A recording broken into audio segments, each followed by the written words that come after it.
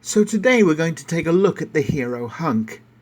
Here she is, a 150cc bike made in India. The reason that you find so many 100 to 150cc bikes in India and Turkey is in part due to driving licence classifications, but mainly due to economy. A single-cylinder bike like this is very frugal on the fuel, and it is extremely cost-effective to run when compared with the bigger bikes.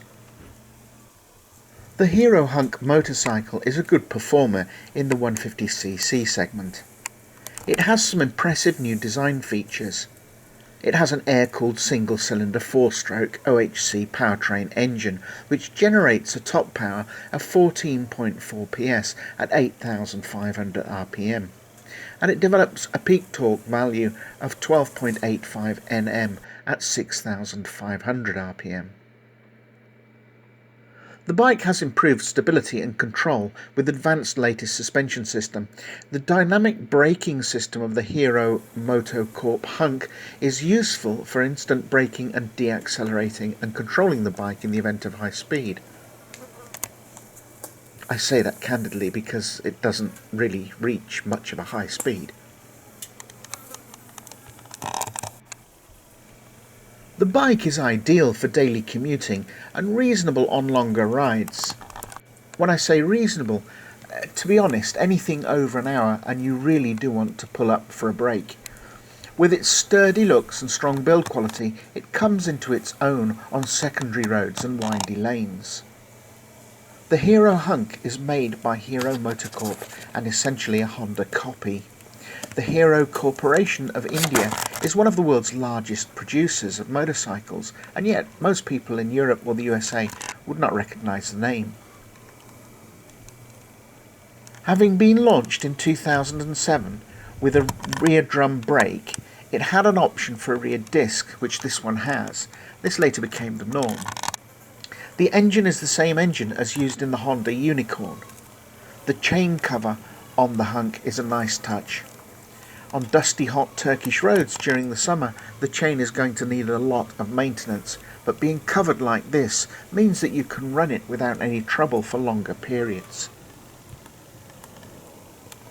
On the subject of servicing, the manual recommends that it should have its first check between 500 and 750 kilometres, which is essentially to check the oil, spark plug and chain tension, etc. The first main service between 3,000 and 3,500 kilometres, after which servicing should take place every 3,000 kilometres. Tyre pressures on this bike are recommended at 29 psi for the front and back, but 33 psi on the rear if you're carrying a passenger. The curb weight of this motorcycle is 146 kilograms. Total fuel tank capacity is 12 litres, but there's a 2-litre reserve tank. The manufacturer states that this bike can do 53 kilometres per litre, and I can confirm that it does around 50 kilometres, on which a full tank gives the Hunk a range of 600 kilometres. Pretty good by all accounts. Insofar as comfort and handling is concerned, its step seat and rear foot pegs are stylish but comfortable for both rider and passenger. Vibrations through the foot pegs are minimal.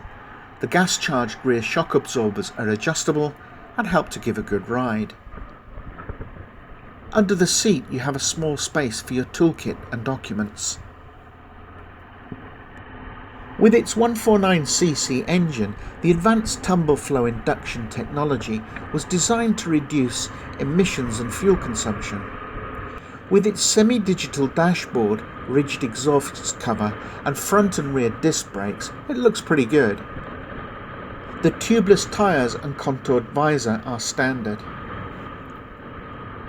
The single-cylinder air-cooled engine was advertised as being able to achieve 118 kilometres at 9,500 RPM, which I can only think must have been on a downhill slope with a backwind, because although it will attain a speed around 100 kilometres per hour, or 60 miles per hour, it won't budge much over this whatever the conditions.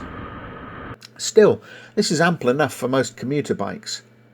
The funky looking fuel tank and the rugged lines of the bike might be a little pretentious, but for the price you pay, just over £1,300 sterling, this is certainly value for money motorcycling. Interestingly enough, the bike is still for sale in Turkey with 0 kilometres, i.e. brand new in the showroom, some 3 years after it ceased production in India. With new emissions regulations and poor sales, the Hero Corporation put paid to its production in 2016.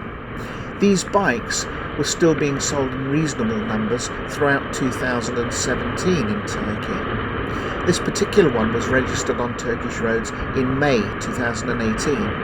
The only thing that has been added are the front crash bars and the rear rack and top box. Being a single-cylinder bike, the servicing is pretty straightforward, and most motor mechanics in Turkey will have no trouble in servicing this bike. Long term, it remains to be seen how easily you can purchase the parts for it, although there is some comfort in the fact that most of the Honda models may have compatible or identical parts, albeit a little more expensive. The bike is easy to ride, and you feel at one with it. It climbs hills reasonably well, and it isn't strained or laboured on the open road. For short to medium term distances, it's good for about 50 kilometres before you've had enough. The standard road tyres are not great on a dirt track or stony road, and riding in these conditions needs careful concentration, but then this isn't an adventure bike.